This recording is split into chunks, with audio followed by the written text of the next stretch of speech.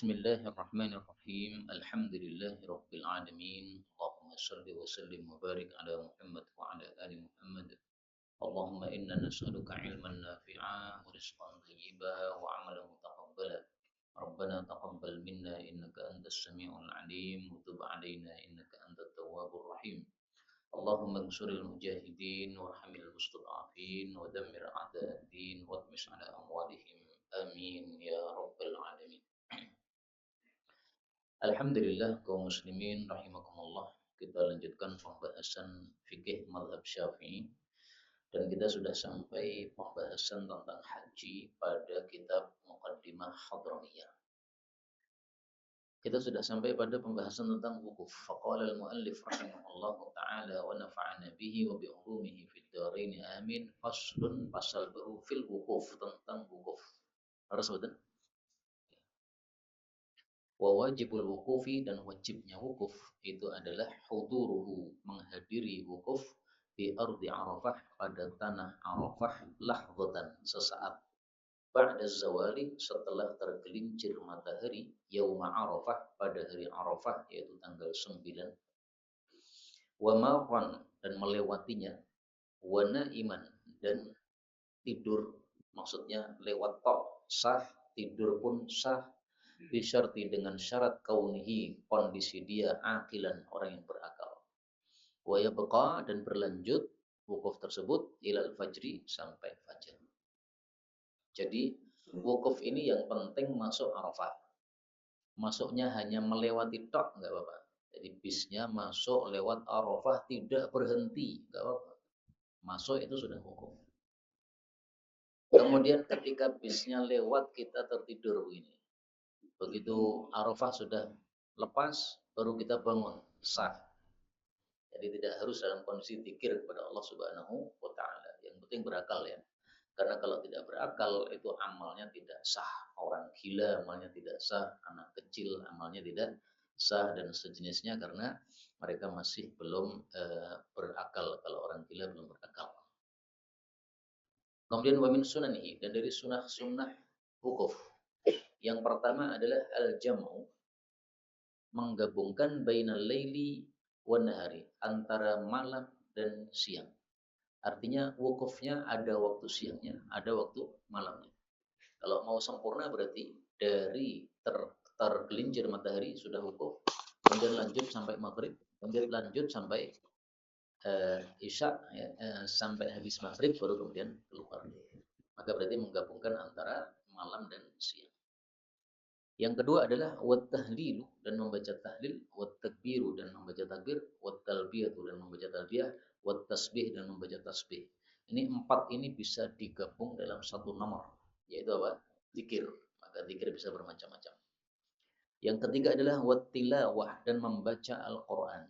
Membaca Al-Qur'an juga termasuk zikir, tapi kan zikir khusus, karena kita biasanya buka mushaf Qur'an. Kalau yang zikir-zikir tadi tanpa buka mushaf. Ada riwayat mengatakan bahwa terutama yang dibaca di wukuf di Arafah itu adalah surat Al-Hasyr. Tapi saya sendiri belum mengetahui riwayatnya sahih atau tidak. Tapi kenapa surat Al-Hasyr itu bisa dimaklumi ya?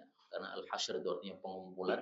Sementara kita berada di wukuf di Arafah itu seperti kondisi kita ketika di padang mahsyar. Maka kalau dibaca surat Al-Hasyr. Yang keempat adalah wassalatu, dan salawat ala nabi, kepada Nabi sallallahu alaihi wasallam. Salawat ini juga termasuk zikir, Pak. Tapi disebutkan secara khusus karena fadilahnya yang sangat banyak. 1 kali salawat kita sudah 10 derajat naik di surga. 10 pahala dicatat, 10 dosa digugurkan. Kemudian 10 salawat dikirim oleh Allah Subhanahu wa taala. Langsung 4 fadilah dalam 1 salawat. Yang kelima, wa iktsarul bukai, dan memperbanyak menangis ma'aha, bersamanya, yaitu bersama sholawat dan sejenisnya tadi. Artinya semakin khusyuk, semakin sempurna. Sholawat toh bagus, tapi disertai dengan tangisan. Nah, ini lebih utama lagi, karena mata yang menangis karena Allah ini termasuk mata yang tidak akan disiksa di neraka. Yang keenam, wal istiqbal, dan menghadap kemana? Ke arah kiblat ya. Tentu saja Karena namanya kita menghadap dalam ibadah itu adalah ke arah kiblat. Salat menghadap ke arah kiblat, doa menghadap ke arah kiblat. Ya, maka di sini membaca selawat dan sebagainya juga menghadap ke arah kiblat. Kemudian yang ketujuh adalah wat dan bersuci. Alias kalau kita batal maka kita wudhu lagi, batal wudhu lagi, batal wudhu lagi, begitu. Kemudian yang kedelapan adalah wasitarah dan menutupi. Menutupi ini maksudnya adalah kita pakai baju yang lengkap. Misalnya kita pakai gamis, kita pakai surban, kita pakai pokoknya yang lengkap, yang sempurna. Karena Allah mengatakan khudzu zinatakum inda kulli masjid. Nah, maka kita sedang zikir, kita pakai yang sempurna. Yang kesembilan wal buruzu dan menampakkan diri lisyamsi kepada matahari. Artinya menampakkan diri kepada matahari ini kita tidak pakai tutup, nih, tidak pakai payung, tidak bernaung di kemah, itu lebih bagus. Tapi seandainya berada di kemah gimana? Di kemahnya ada AC-nya, ya sah-sah saja.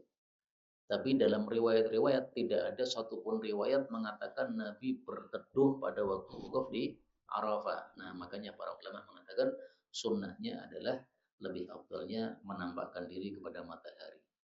Yang ke-10 adalah wa indas sakharati dan berada di batu-batu yang ada di bawah gunung. Lirrajul khusus untuk laki-laki. Jadi di tengah padang Arafah itu ada gunung. Namanya Jabal apa? Rahmah. Jabal Rahmah katanya Nabi Adam ketemu Hawa di situ. Maka disebut Jabal Rahmah. Nah, bagian bawah dari Jabal Rahmah itu ada batuan. Nah, itulah yang disebut sebagai Sakharat. Di situ paling utama laki-laki berada di situ. Kenapa? Karena Nabi dulu juga berada di tempat tersebut. Kenapa khusus laki-laki? Supaya tidak campur aduk dengan perempuan. Makanya beliau mengatakan wahasyiatul mauqifi dan bagian tepi dari tempat wukuf itu lil mar'ati untuk wanita aula lebih utama. Sama dengan kalau kita berjalan, Pak. Berjalan itu bagian tengahnya jalan kata Nabi untuk laki-laki. Perempuan di mana? Bagian pinggir. Makanya dulu di masa Nabi, perempuan-perempuan kalau berjalan itu bajunya nempel tembok, kadang-kadang kencantol. Saking mepetnya mereka karena disuruh Nabi untuk menepi. Tidak seperti zaman sekarang. Kita naik motor tiba-tiba disalip mbak-mbak lebih ngebut lagi. Masya Allah mbak-mbak sekarang nih. Banter-banter apa naik motornya. Kemudian nomor 11 wal jam'u dan menggabungkan bainal asraini di antara dua salat asar lil musafir bagi musafir. Dua salat asar maksudnya apa? Zuhur dan asar. Disebut dua salat asar itu karena disebutkan salah satunya mewakili yang lain. Seperti bapak ibu dalam bahasa Arab disebut abawain, dua bapak, ya maksudnya bapak ibu. Demikian juga di sini dua asar maksudnya zuhur asar digabungkan. Yang ke-12 wa ta'khirul maghrib dan mengakhirkan salat maghrib ilal isya'i kepada salat isya lil musafir bagi musafir.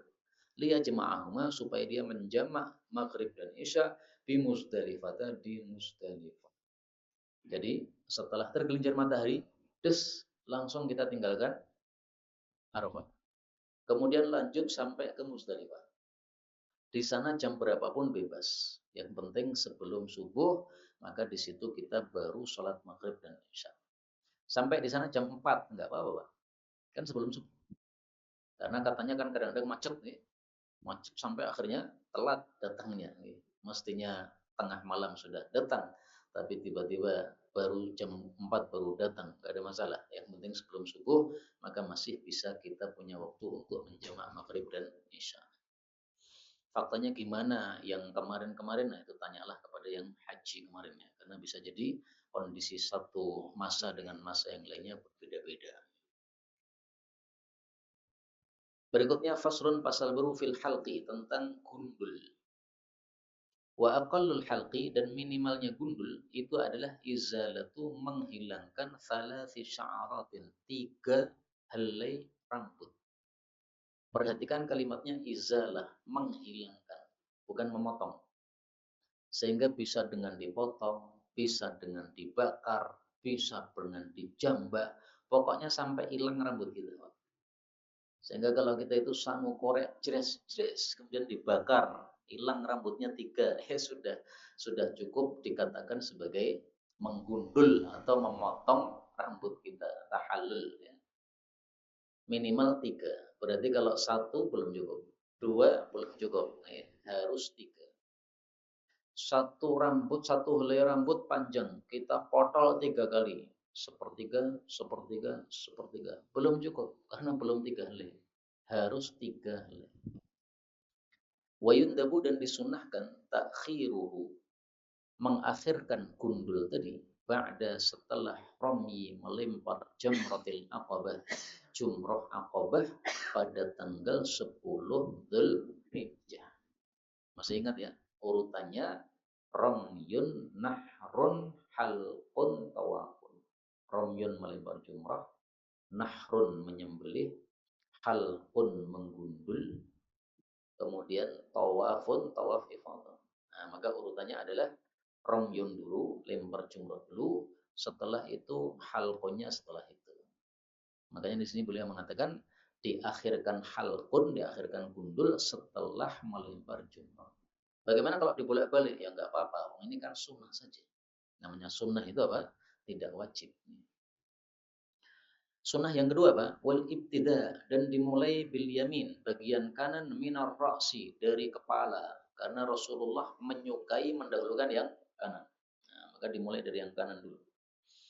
Sehingga kalau mau diambil 3, ya paling bagus 3 kanan, satu kiri, satu kanan, satu kiri, satu tengah. Sehingga semuanya kena. Tapi lebih bagus lagi tidak begitu. Nomor 3, wastiqbalu, dan menghadap al-qiblati, ke arah kiblat. Jadi cukur pun lebih afdalnya menghadap ke arah kiblat. Kenapa? Karena ini cukurnya bukan cukur biasa, Pak. Ini cukur ibadah ini.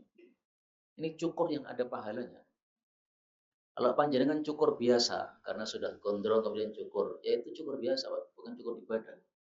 Kalau cukur pas kita haji atau umroh, namanya tahallul, ini adalah cukur yang ibadah. Maka kita disuruh menghadap ke arah kiblat.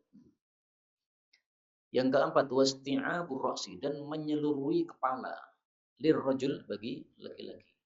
Menyeluruhi di sini maksudnya adalah menyeluruhi dengan digundul total dari depan sampai belakang, dari samping sampai samping.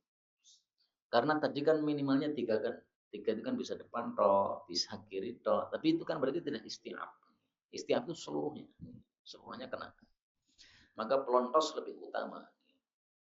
Dan dulu ketika 2024 kemarin ya, saya umroh kemudian pelontos. Nah itu kata teman-teman, wah kamu tambah muda sekali.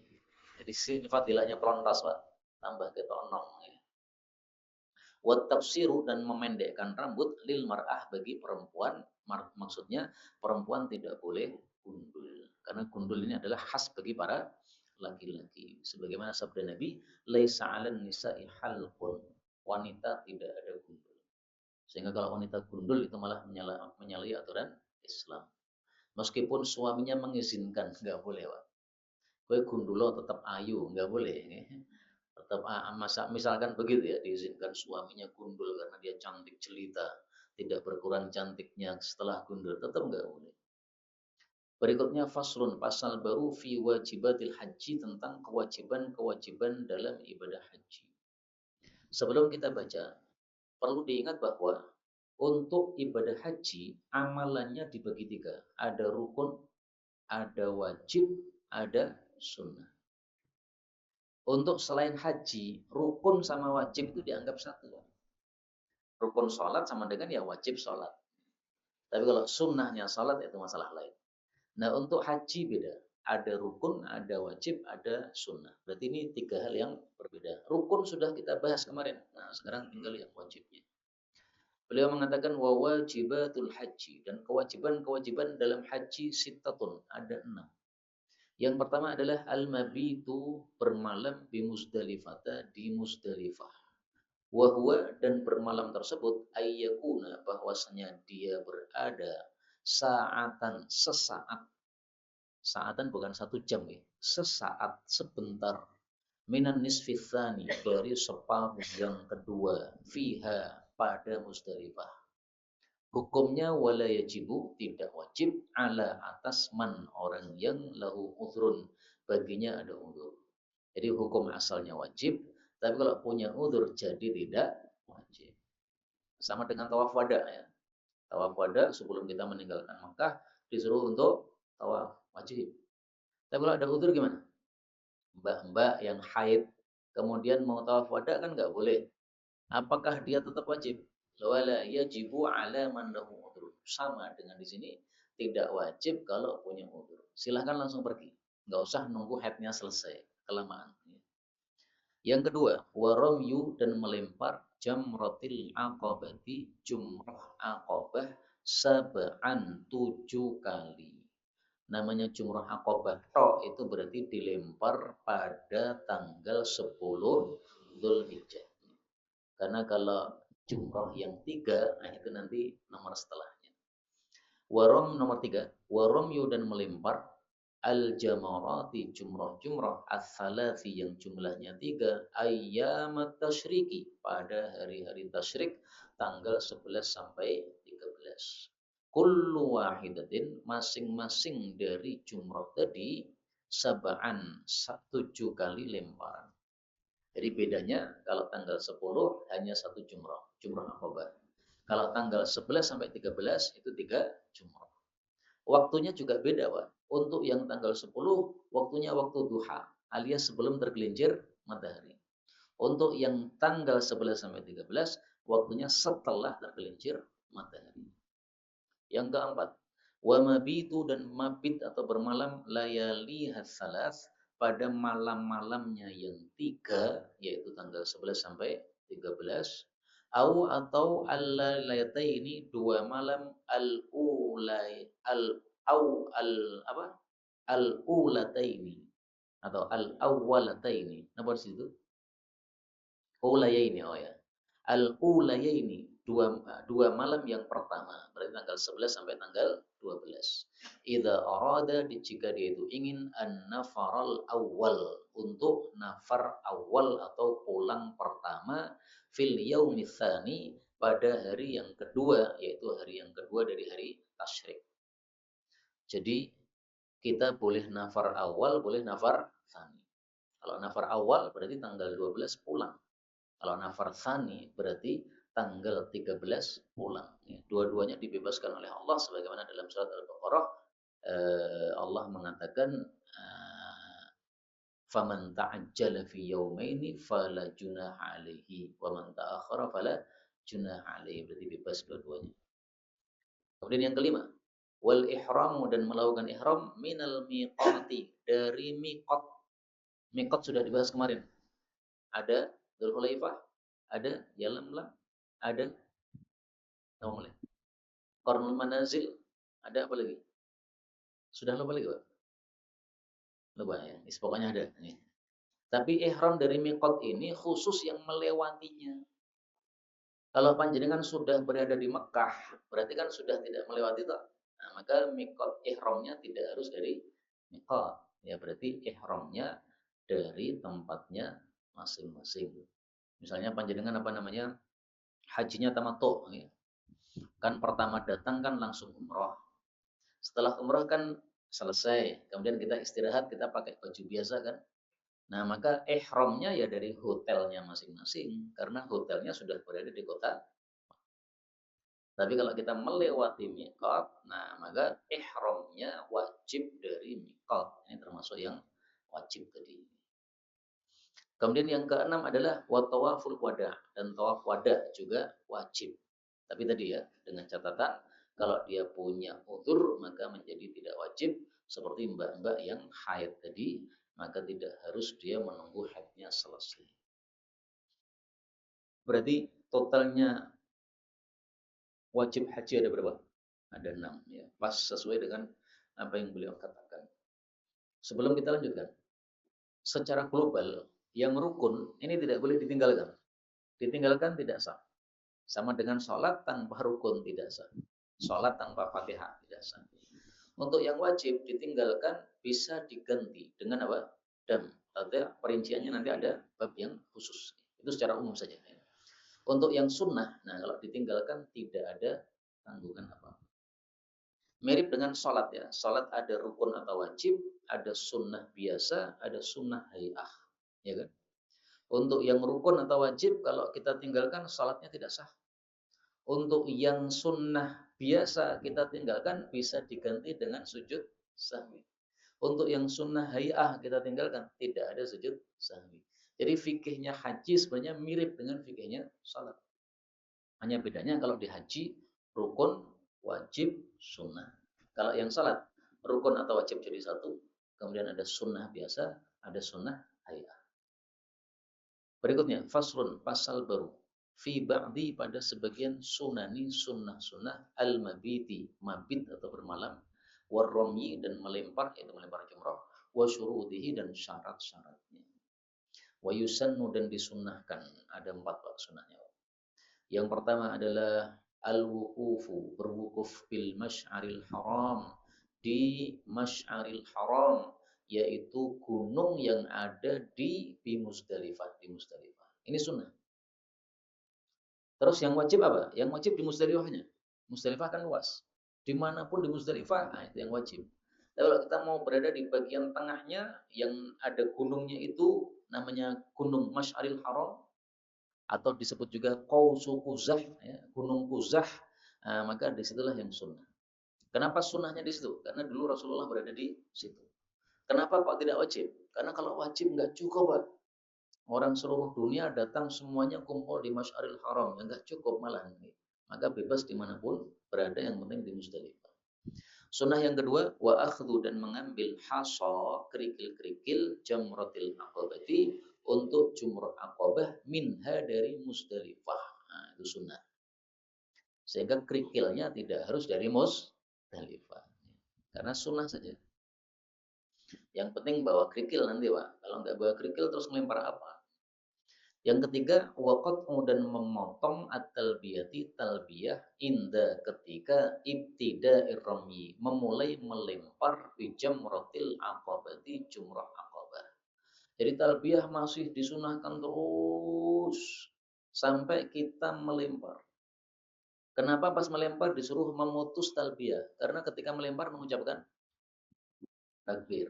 Itulah sunnah yang keempat. Wat takbiru, dan bertakbir.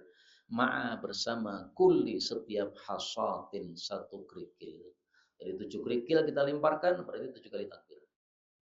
Dan ini tidak boleh dirapel. Ya. 2 kerikil langsung Allahu Akbar, enggak. Ya, satu-satu.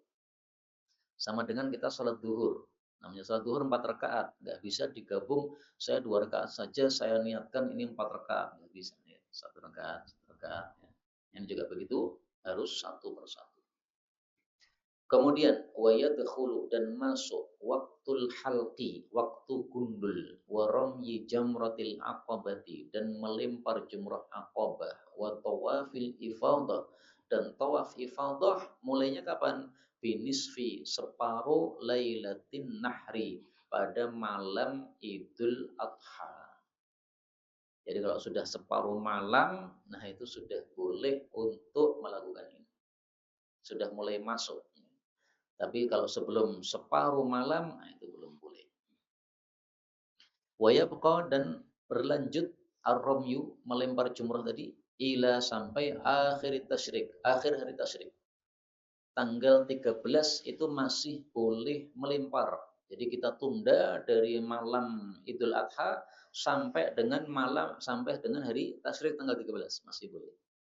Wal halqu, adapun gundul itu, wat tawafu, dan juga tawaf itu tersisa sampai abadan, sampai selama-lamanya. Sehingga tidak dibatasi sampai akhir hari tasyrik. Ya kapan kita berada di situ berapa lama, kita tunda sampai berapapun silakan. Tapi ya paling bagus segera semua ini diselesaikan pada tanggal 10 Dzulhijjah. Ramyun, melempar jumrah, nahrun, menyembelih, halqun, menggundul, tawafun, tawaf ifadah. Nah, di sini menyembelihnya tidak disebutkan. Tetapi saya sebutkan untuk pelengkap bahwasanya amalan-amalan kita kalau mau diurutkan totalnya pada tanggal 10 adalah seperti itu. Maka di sini beliau menyebutkannya kurang urut ya. Karena beliau mengatakan waktu gundul dan melempar jumrah. Mestinya diurutkan melempar jumrah dan gundul. Berikutnya, watusannu dan disunnahkan al-mubadaratu bersegera bitawafil ifadah melakukan tawaf ifadah ba'da setelah ramyi melempar jamratil aqabati jumrah aqabah fayadkhulu lalu dia masuk Makkah kota Makkah wa yatufu dan tawaf wa yas'a dan sa'i illam yakun jika dia itu belumlah qad sa'a telah sa'i sebelumnya. Kalau sudah sa'i ya sudah nggak perlu sa'i lagi. Kenapa disunahkan bersegera? Karena kita ini tidak ngerti apa yang akan terjadi terhadap diri kita. Sekarang sehat, tiba-tiba besok ampuh. Semestinya kita bisa tawaf sekarang, tapi gara-gara ditunda-tunda, akhirnya malah tidak bisa tawaf. Atau kita itu mudah lupa. Seringkali kita menunda-nunda, akhirnya lupa. Lupa nggak tawaf, Pak. Sampai pulang ke Indonesia. Padahal ini perkara yang wajib tawaf ifadah. Nah, kan malah jadi masalah sendiri. Nah, makanya segera diselesaikan. Sama dengan mandi junub. Mandi junub ditunda boleh. Tapi kalau panjenengan mudah lupa, segera dilakukan saja. Karena ada seseorang cerita ke saya atau tanya ke saya junub habis subuh. Terus lupa mandi sampai dengan maghrib. Nah, saya jawab ya, berarti zuhur, asar, maghrib semuanya diganti. Untungnya maghrib sudah ingat. Coba kalau ingat setelah sepekan, coba gimana? Sholat sepekan diganti lagi. Masya Allah. Thumma kemudian, ya'udu, dia kembali ila Mina, ke Mina. Wa yabitu dan dia bermalam biha pada Mina, layaliya pada malam-malam ayyamit tasyrik, hari-hari tasyrik, yaitu tanggal 11 sampai tanggal 13. Makanya tanggal tersebut ada dua nama. Disebut hari tasyrik karena orang-orang pada menjemur daging, itulah makna tasyrik. Disebut juga hari-hari Mina karena orang-orang pada mabit di Mina. Wayarmi dan dia melempar kulla yaumin pada setiap hari min ayyamit tasyriki dari hari-hari tasyrik atau hari-hari Mina melempar apa? Al jamaratis salasi jumrah yang 3. Kapan itu? Ba'da zawali setelah tergelincir matahari.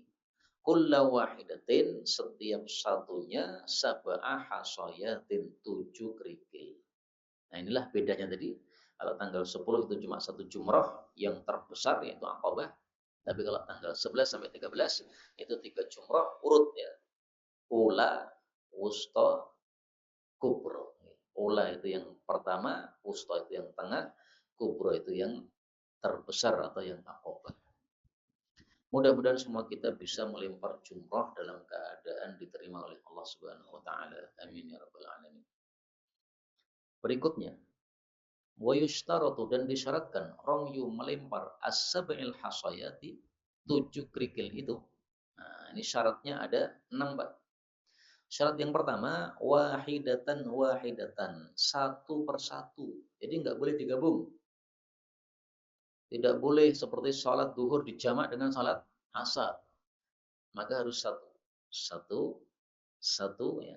Yang kedua, watartibu dan urut al-jamarati, jamroh-jamrohnya fi ayyamit tasyrik pada hari-hari tasyrik tadi. Nah, maka ula dulu baru wusta baru kubro atau aqabah. Enggak boleh dibalik. Kubro dulu wusta kemudian ula enggak bisa. Itu enggak memenuhi syarat. Yang ketiga, wa ayyakuna dan bahwasanya adalah baina antara az-zawali tergelincir matahari wal ghurubi dan tenggelam matahari fiha padanya. Jadi mulai waktunya adalah tergelincir matahari, akhir waktunya adalah tenggelam matahari. Bebas kapan, gitu. Tapi paling afdalnya setelah tergelincir langsung lempar sebelum sholat zuhur kalau bisa. Paling afdal ya, sebelum sholat zuhur. Jadi begitu tergelincir langsung tes. Nah, kemudian langsung nanti baru sholat zuhur. Yang keempat wa kaunul marmi dan kondisi yang dilempar itu hajaron adalah batu. Sehingga selain batu tidak sah. Panjenengan lempar sandal tidak sah. Kerikilku cuma 6 kurang 1 digenepi sandal enggak sah. Cari kerikil dulu. Kerikil banyak di mana-mana. Yang kelima, Wa ayyusamma, dan bahwasanya dia itu disebut romyan, melempar. Melempar itu kalau kita melakukan seperti ini, orang menyebutnya dengan nama melempar. Kalau kita melakukan seperti ini, orang menyebutnya meletakkan. Nah, sehingga tidak sah melempar begini. Harus betul-betul melempar. Yang keenam, wa kaunuhu, dan kondisi melempar itu bil yadi, dengan tangan. Jadi dengan pelintang nggak boleh, Pak. Dengan apa lagi? Ya, pokoknya selain tangan nggak bisa. Ya. Dengan kaki kita lemparkan nggak bisa. Ya. Dengan kepala kita lemparkan, kita sundul nggak bisa. Kemudian wasunanuhu, dan sunnah-sunnahnya ayyakuna, bahwasanya adalah kerikilnya biqadri, sekira hasal khulfi, kerikil ketapel. Artinya jangan terlalu kecil seperti pasir, jangan terlalu besar nanti kena orang begal. Makanya dalam hadis yang sahih Rasulullah mengatakan la yaqtul ba'dukum ba'dun. Jangan sampai sebagian kalian membunuh sebagian yang lain. Kenapa? Pakai kerikil yang gede, batu yang gede, sampai kena kepala, bendol, mati. Nah, kasihan, nggak boleh, nggak boleh begitu. Sehingga disuruh cari yang kerikil. Kemudian waman taraka, dan barang siapa yang meninggalkan romya, melempar jamrotil aqabati, jumrah aqabah, au atau ba'do sebagian ayyamit tasyriki, hari-hari tasyrik, tadarakahu, maka dia menyusuli dia fi baqiha, pada sisa dari hari tasyrik. Artinya kalau tidak bisa melempar tanggal 11, 12, 13, maka bisa kita gabungkan 11 plus 12 digabung jadi satu hari. Atau tanggal 12 dan 13 digabung jadi satu hari. Gak apa-apa. Itu bagi yang tidak mampu setiap hari lempar. Contohnya siapa? Kalau zaman dulu contohnya para orang-orang yang membawa onta-onta. Mereka sibuk untuk ngurusi onta. Sehingga kalau disuruh bola balik lempar nih, ontanya nggak urus. Akhirnya mereka minta izin kepada Nabi, maka Nabi katakan, ya silahkan dirapalnya. Untuk tanggal 11 dan 12, kamu gabungkan menjadi tanggal 12 tok. Berarti yang asalnya 7 kali lemparan menjadi berapa? 14. Jadi pula 14, usto 14, Aqabah juga 14. Itu bagi yang tidak mampu urut satu-satu atau setiap hari. Kalau contoh zaman sekarang katanya para dokter, Pak. Para dokter sibuk mengurusi pasien, ya. Disuruh untuk setiap hari lempar, kesusahan. Nah, silahkan ngurusi pasien, nanti 2 hari digabung jadi satu hari, nggak apa-apa. Itu seperti jamak takhir, Pak. Kemudian waman arada, dan barang siapa yang ingin an-nafaro, pulang min Mina, dari Mina, fi thani, pada hari yang kedua, ayyamit tasyrik, dari hari-hari tasyrik. Berarti tanggal berapa? Tanggal 12. Jaza, itu boleh, dan itu disebut sebagai nafar awal. Makanya nafar awal pulang pertama tanggal 12. Nafar thani pulang terakhir itu tanggal 13. Lebih afdal yang mana? Ya tentu saja lebih afdal yang pulang terakhir, karena amalnya lebih banyak. Sehingga kan tanggal 11, 12, 13, itu yang tanggal 13-nya ini kalau ditinggalkan nggak apa-apa.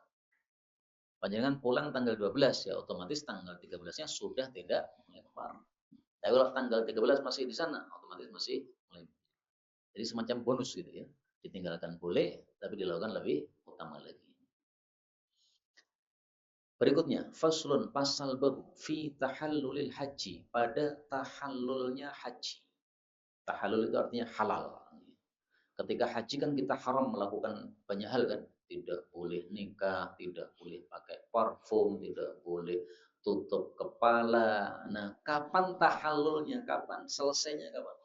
Seperti sholat ya. Sholat itu kita haram untuk makan, haram untuk minum, haram untuk bicara. Tahallulnya sholat kapan? Ketika salam yang pertama. Assalamualaikum, itu tahallul.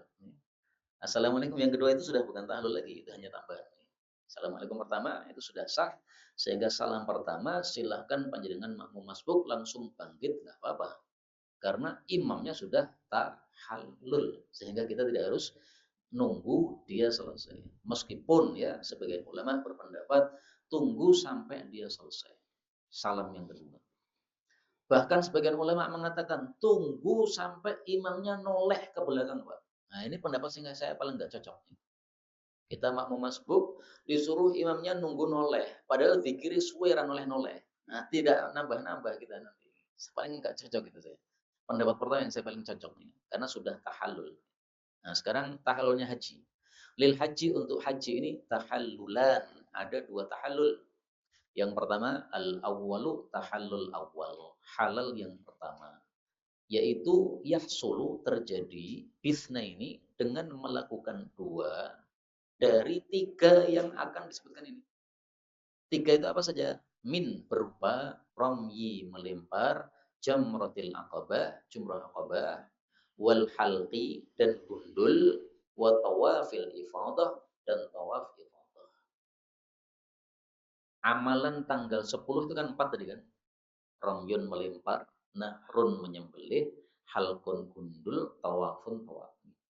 Nah, kalau sudah melakukan dua dari 4 ini, kalau beliau mengatakan dua dari 3 ini, nah, maka itu sudah disebut sebagai tahallul awal. Ini pendapatnya madhab Syafi'i.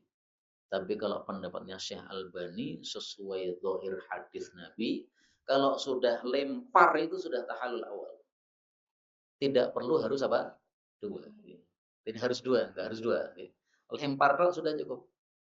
Kenapa? Karena sabda Nabi begitu, riwayat Abu Dawud. Kata Nabi SAW, "Idza rama ahadukum faqad halal." Kalau seseorang sudah lempar jumrah sudah halal. Nah, kata Syekh Albani, Nabi saja mengatakan sudah halal, kamu malah mengatakan harus dua, piye? Ya, tapi nggak apa-apa, silahkan panjenengan ikuti mazhab Syafi'i, ya pasti tetap punya dasar juga. Kemudian wabitsalis, dan dengan yang ketiga, setelah melakukan dua, kemudian kita melakukan yang ketiga, maka yahsulu, terjadilah at-tahallulus tsani, tahallul yang kedua. Maka tahallul itu ada dua, tahallul awal atau halal kecil, tahallul tsani atau halal besar. Nah, sekarang halal kecil sama halal besar bedanya apa? Dibahas oleh beliau.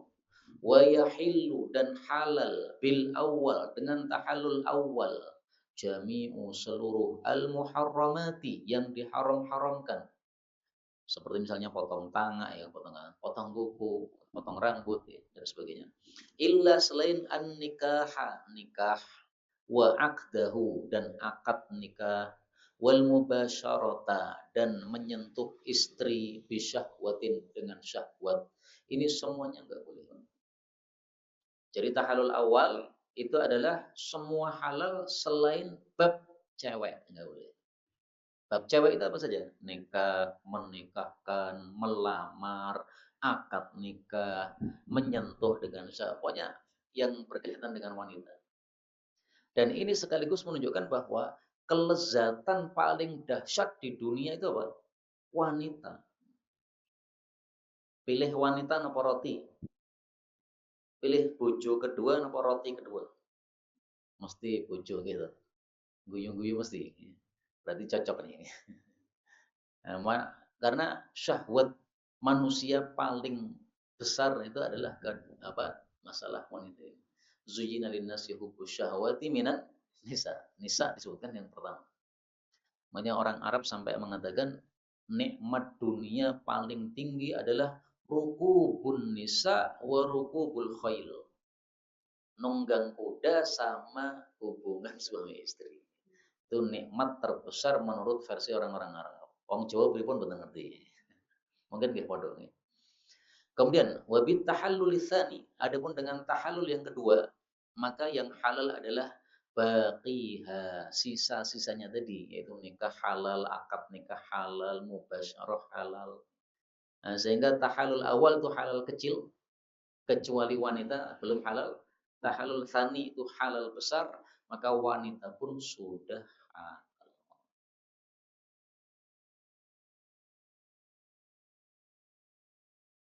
Terus bedanya apa lagi? Sebenarnya ada bedanya lagi, Pak, antara tahlul awal dengan tahlul tsani. Tapi insya Allah dibahas pada bagian bawah nanti insya Allah. Sehingga tidak usah kita kupas sekarang. Tambah dikit lagi ya. Faslun, pasal baru.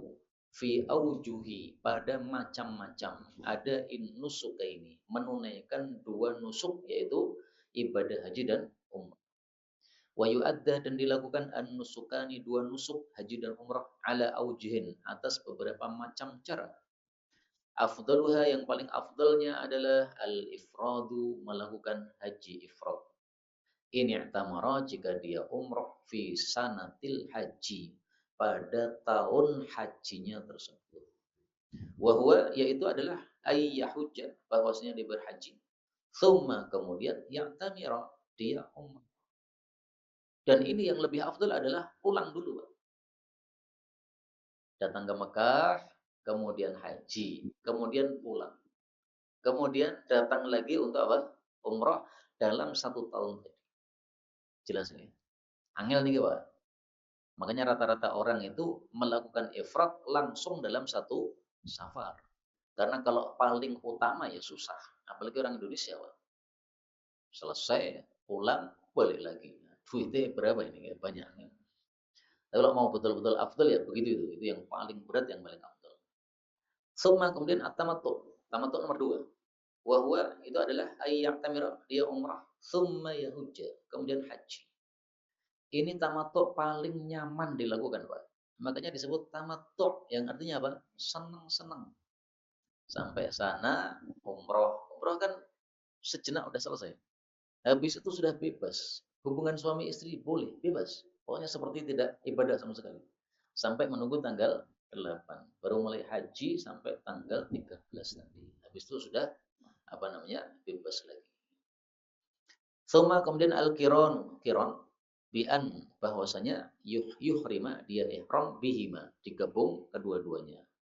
Au bil umrati atau umrah dulu, summa yuhrima kemudian ihram bil haji untuk haji qabla tawafi sebelum tawaf.